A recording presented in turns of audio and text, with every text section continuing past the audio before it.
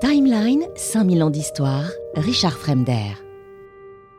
Et puis surtout, il a un autre projet, un grand projet, celui de l'instruction publique. C'est lui qui défend dans un rapport remarquable, et ça on l'oublie un peu souvent, la nécessité de fonder une école nationale, laïque, pour un évêque, vous l'imaginez, rationnelle, libérée du carcan religieux, il faut quand même le faire. Il veut une république qui enseigne, pas qui prêche. Et là encore, il a 20 ans d'avance, au moins. Mais cette audace a un prix. L'Église le maudit. Le Vatican, vous avez compris, l'excommunie. Le roi le regarde avec une terreur glacée. Alors, il se tourne vers l'extérieur. Il devient diplomate. Ou plutôt, il devient ce qu'il a toujours été, en fait. Un homme d'interface, un homme d'entre-gens, un passeur, un intercesseur entre les forces en présence. Aujourd'hui, on dit go-between, puisque les diplomates n'existent plus. Mais les événements vont plus vite encore que lui. En 1792, la monarchie est renversée. La République est proclamée. La terreur s'annonce. Et Talleyrand comprend que cette fois, il n'y aura pas de sortie honorable, alors il s'en va. Il part, il s'exile, il va à Londres. Et c'est pas une fuite, c'est un repli stratégique. Il observe, il correspond, il joue en fait en coulisses déjà. Mais la Révolution, elle, s'enfonce dans la folie qu'on connaît, la terreur. Les têtes tombent, le sang coule. Robespierre règne en maître. La guillotine ne chôme pas, elle chauffe plutôt. Talleyrand, lui, est désormais considéré comme suspect. On le raye des listes, on le dit traître à la patrie. Et pourtant, vous savez, la Révolution mange toujours ses enfants, donc quels qu'ils soient, ils sont obligés en général d'y passer. Ça va être le cas de Robespierre. Et pourtant, il va revenir. C'est la première fois, mais pas la dernière, que Talleyrand échappe à la mort par un coup de plume, un mot bien placé, une main tendue. Et c'est Danton qui lui sauve la vie. Et en 1796, sous le Directoire, il est rappelé. On a besoin d'un diplomate. Pourquoi lui ? Pourquoi ce revenant, ce suspect, ce traître excommunié ? Tout simplement parce qu'il est efficace, parce qu'il parle anglais, parce qu'il a des contacts, parce qu'il a un ton, et surtout parce qu'en temps de crise, les républiques comme les monarchies ont besoin d'hommes capables de négocier avec le diable. Talleyrand, revenu de tout, observe le pouvoir des 5 directeurs avec une espèce de mépris poli. Il sait que ce régime est bancal. Il le décrit d'ailleurs avec lucidité. 5 hommes comme 5 roues qui tournent sans jamais entraîner la machine. Alors il attend. Il laisse faire. Il reçoit chez lui. Il écoute. Il murmure aussi. Et puis un jour, un jeune général corse vient dîner chez lui. Il s'appelle Bonaparte. Il est brillant, nerveux, ambitieux. Talleyrand l'observe, l'encourage, le pousse un peu aussi parce qu'il a compris. L'avenir ne se trouve plus dans les discours. L'avenir se trouve dans les victoires, sur le terrain. Et ce jeune général a du génie, peut-être même plus que ça, une vision. Le 18 Brumaire 1799, Bonaparte prend le pouvoir. Talleyrand devient son ministre des Relations extérieures.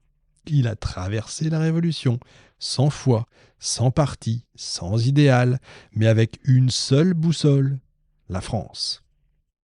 Alors pas une France rêvée, idéalisée, patriotique, non, une France tangible, une France puissante, souveraine.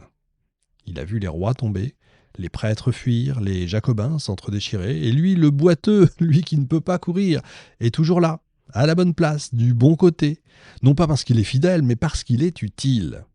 Et c'est là que commence une autre histoire, celle de Talleyrand face à Napoléon. C'est une autre histoire, c'est un autre chapitre, si vous voulez, un affrontement de titans. L'un a une épée, l'autre la parole. Et tous les deux veulent la même chose, l'Europe. Mais pas la même Europe, et pas au même prix. Parfois, vous savez, il y a des rencontres historiques qui ressemblent à des duels silencieux, 2 hommes, 2 volontés, 2 tempéraments, 2 manières aussi de regarder le monde et de s'en emparer. Quand Napoléon Bonaparte et Charles Maurice de Talleyrand-Périgord se croisent pour la première fois en 1797, rien n'est encore joué. Bonaparte revient d'Italie, couvert de gloire. Il a vaincu les Autrichiens, imposé des traités, fait plier des républiques. Il y a du génie, il y a de l'audace, il y a du feu. Il est jeune, hâlé, mince, nerveux et surtout, il a la certitude de son destin. Vous savez, les grands destins, très étonnamment, depuis tout jeune, ont toujours eu le sens du destin de leur pays, le sens de leur destin à eux.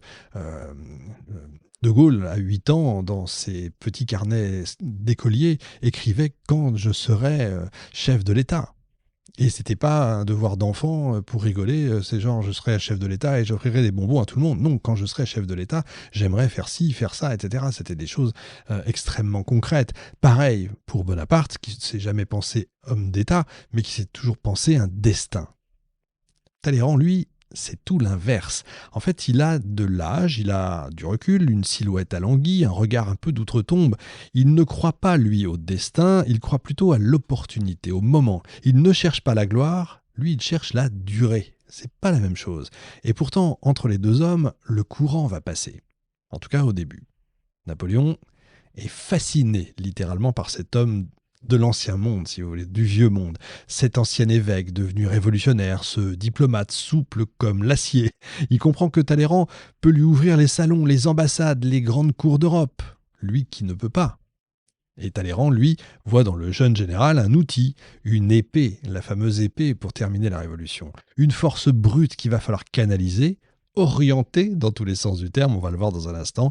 Il sent que Bonaparte n'est pas un militaire ordinaire, il sent déjà l'Empire sous l'uniforme.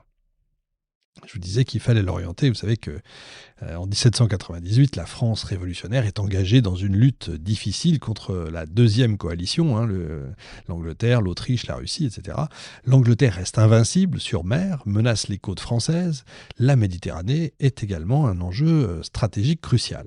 Dans ce contexte, l'idée d'une expédition d'Égypte surgit un peu comme un coup de théâtre. Il s'agit de frapper l'Angleterre, pas directement mais indirectement, en coupant sa route des Indes, en établissant un pont commercial et stratégique avec le Levant. Mais cette expédition n'est pas seulement militaire, elle est aussi et peut-être surtout politique. Et c'est là, justement, que Talleyrand entre en scène. Vous allez vous dire, mince, il n'a quand même pas parlé d'expédition d'Égypte, etc. Bah si, justement. En juillet 1997, Talleyrand est nommé ministre des Relations extérieures du Directoire, comme je disais tout à l'heure. Il succède à un certain Delacroix. Et il s'installe au cœur de la machine diplomatique. Et très vite, il comprend deux choses. 1. La révolution s'essouffle. Le Directoire est instable. Il va falloir une force extérieure pour le renverser. 2. Napoléon Bonaparte, auréolé justement de ses victoires en Italie, peut paraître dangereux pour le régime s'il reste en France. Et oui, parce que la peur toujours de la dictature, la peur toujours du tyran. Et Talleyrand a donc intérêt à l'éloigner tout en entretenant une relation privilégiée avec lui. Et c'est comme ça qu'il va l'encourager, qu'il va encourager le projet d'expédition en Orient, c'est pour ça que je m'amusais avec orienter, vraiment au sens concret du terme.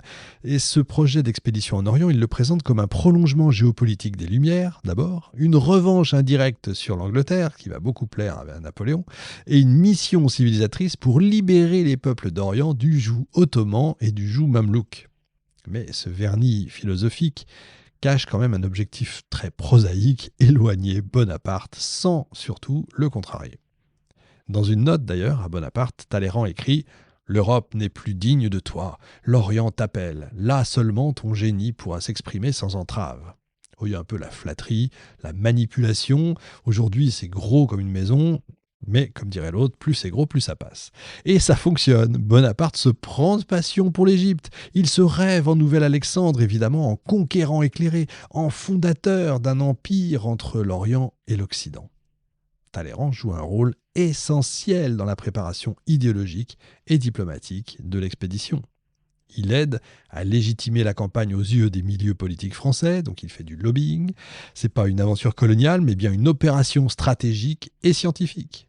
On joue sur les mots dans tous les sens. Il organise l'accompagnement des savants, mathématiciens, architectes, linguistes, naturalistes qui vont donner naissance à cet incroyable travail, description de l'Égypte. Une opération de prestige très talleyrandien, si j'ose dire. On enveloppe l'intérêt dans un raffinement extrême.